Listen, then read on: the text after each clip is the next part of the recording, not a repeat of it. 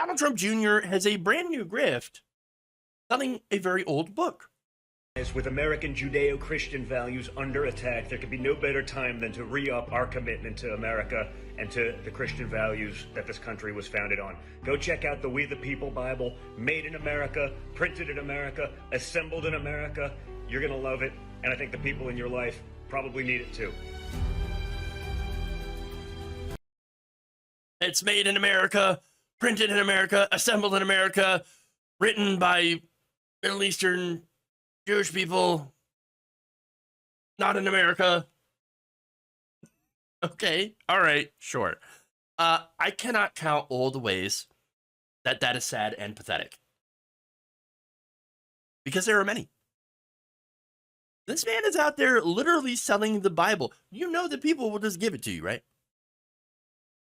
I mean, generally, people can't wait to give you Bibles. Certain kinds of people can't wait to just try to hand you a Bible. Like, I don't know how many times I personally, people are like, you need this. No, I don't. Really don't. No, thank you. But look, what's funny is, and what this illustrates is, there's literally nothing that family will not do for money. So now, what's funny about this as well is that this was actually posted by the Twitter account Patriot Takes last week, but it went viral after being retweeted by outgoing Representative Adam Kinzinger, Republican, by the way. And here's what he wrote.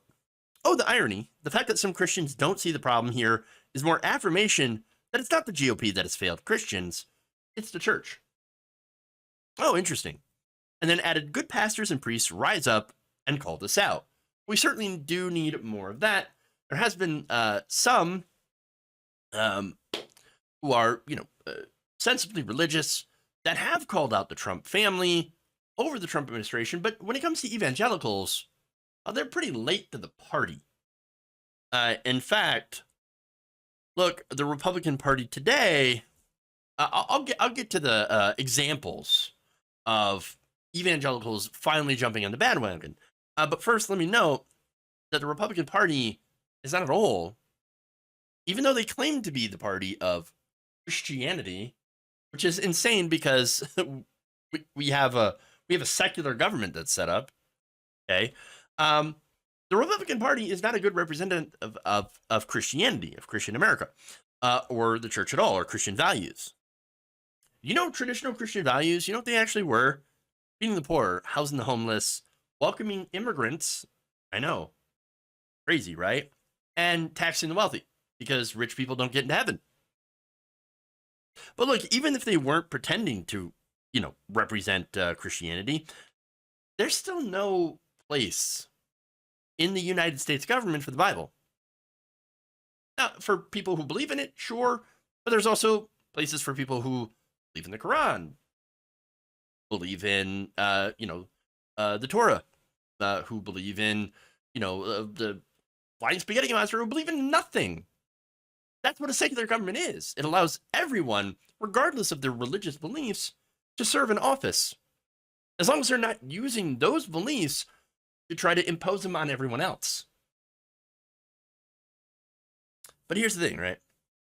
When it comes to a lot of these, fake right-wing Christians, they represent the worst of America. The greed, the hatred, the lies. Again, George Santos is a great example of Republican lies because they lie about everything. And yet, he's the newest Republican that took office today. Among many others who claim to be good Christians who actually don't believe in anything that's actually in the Bible. And so, look, and by the way, George Santos, getting back to him for a second, remember, this guy lies as easily as easily as he breathes. And yet the Trumps are even worse, they're even bigger liars. And they grift endlessly.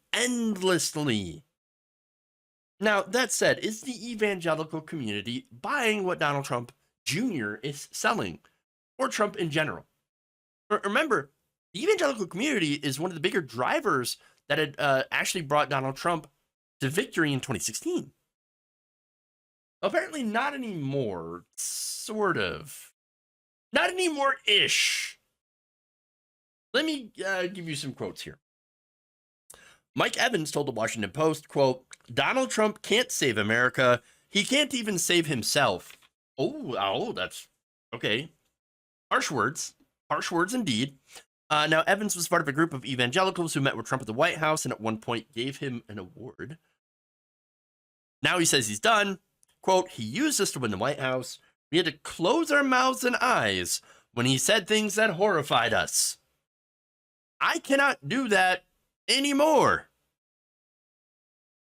Funny enough that, you were absolutely fine with it. You Tolerated. You tolerated it. Okay. While he was in power, when he could still do things for you. Oh, but as soon as he's not into power, as soon as he starts getting in trouble, that's when you distance yourself from, oh, that guy? Pff, no, coffee boy. That's who he was. Not a real Christian. We're telling you that the whole time. But there's more. Robert Jeffress, one of Trump's evangelical advisors during the 2016 campaign, a longtime supporter, says, I'm not ready to endorse him again. And he probably won't.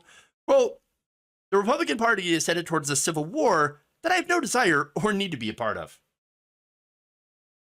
Adding that he would happily support Trump again if he wins the nomination, i.e. if he can actually give me something in return for my support. If not, piss off. Essentially. Not quoting him there, but, but basically it's one of those, hey, if you can't do anything for me, Get the out of my house! That's it. But there's more. James Robison of Life Outreach International said in a speech back in November that Trump's ego is getting in the way of his agenda. Quote, if Mr. Trump can't stop his petty issues, how does he expect people to stop major issues? Sir, you act like a little elementary school child, and you shoot yourself in the foot every morning you get up and open your mouth. The more you keep your mouth closed, the more successful you're going to be. So I love how his advice is basically shut the fuck up. Just shut up. Stop talking and do our bidding. Awesome.